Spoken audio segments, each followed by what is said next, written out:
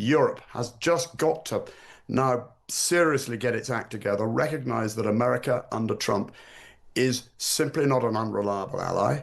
It is our enemy's friend. And where does that place America? And that Europe has got to do it alone. Donald Trump says Russia is making concessions in talks to end the war in Ukraine.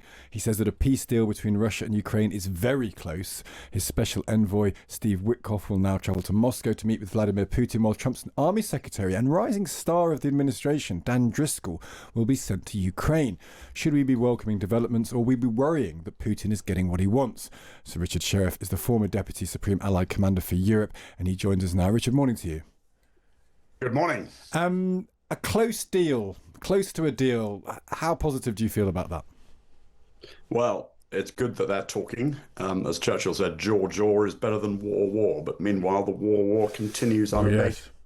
To be perfectly honest, I don't think this thing has got a chance with the Russians. I think they have not backed off one iota from their maximalist demands. And I don't think they're going to accept it. I think what you're going to see is Driscoll and Witkoff will go off to Moscow, and as usual, the Russians will flatter, praise, suborn, and back will come yet another deal from Trump that seeks Ukraine capitulation.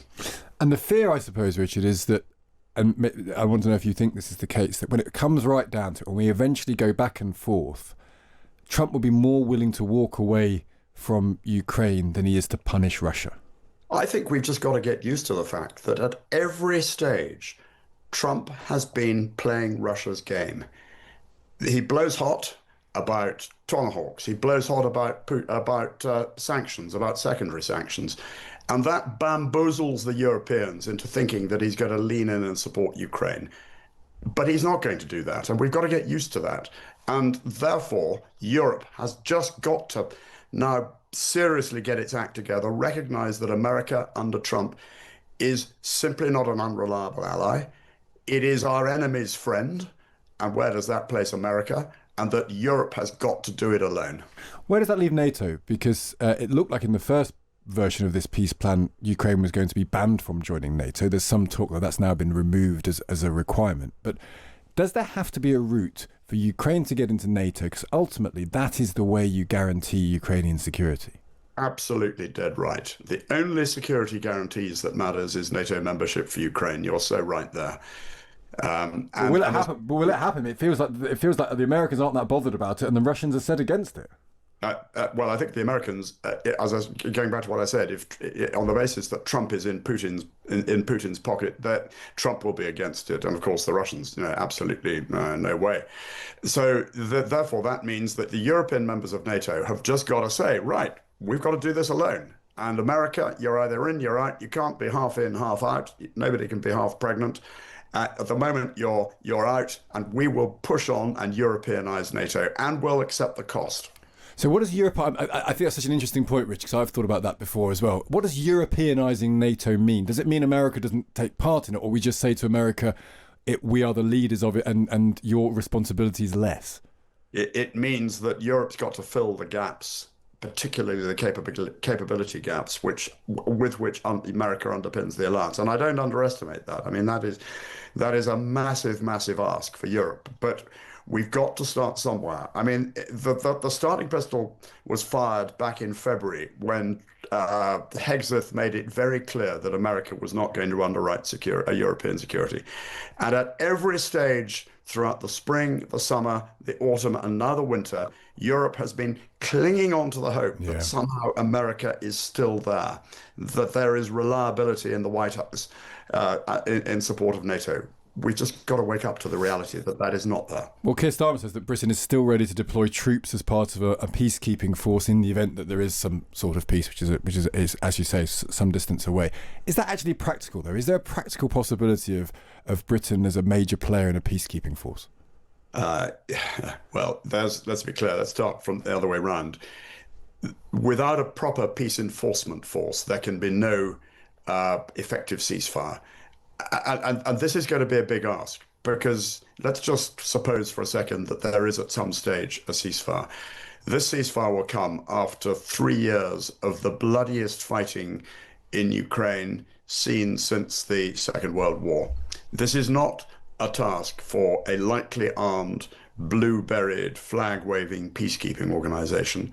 It is going to need all the capabilities of 21st century conflict to enforce peace. And enforcing peace means that if there is any infringement of that ceasefire, that force has got to be able to face down and fight whoever is breaking it. But that would be Russia. So you'll know what everyone will be thinking at home listening to this, saying that we have a British-led or British featuring, NATO forces featuring peacekeeping force. Shots are fired back at Russia. That's engaging a nuclear enemy. That means war with Russia.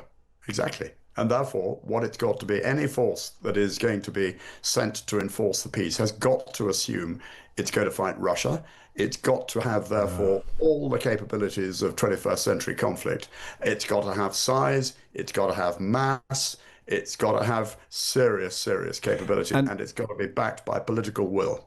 And do we have the military capability? What do you make of the reports in the Times this morning that the British Army has been forced to stop the use of its Ajax armoured fighting vehicle? Dozens of soldiers fell ill due to vibrations and hearing problems. Effectively, they can't fight in these tanks. I mean, it's a cursed program, the Ajax program, in many people's minds. But what do you make of that as an outcome? If we talk about we need to be serious about our battlefield capability, our soldiers can't sit in tanks for 10 hours without getting ill. Well, let me start by saying the quality of the people in the British Army is second to none and remains that. These are exactly the people who can do what needs to be done, but they need the tools to do it.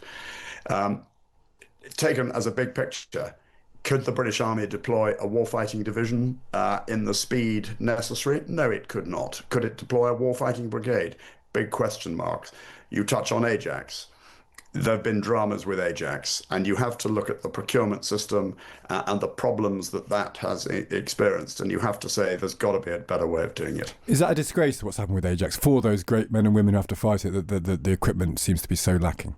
Well, I don't know enough about the detail about the vehicle. I think, but to be honest, it is not giving our, if there are problems such as you've outlined, it is not giving our people the tools to do the job that they need. No, and you've just made very clear what that job is. Richard, great to speak to you as ever. Thank you for joining us. Thanks, Ig. That's Sir Richard Shireff there, the former Deputy Supreme Allied Commander for Europe, with some very serious words for Western governments.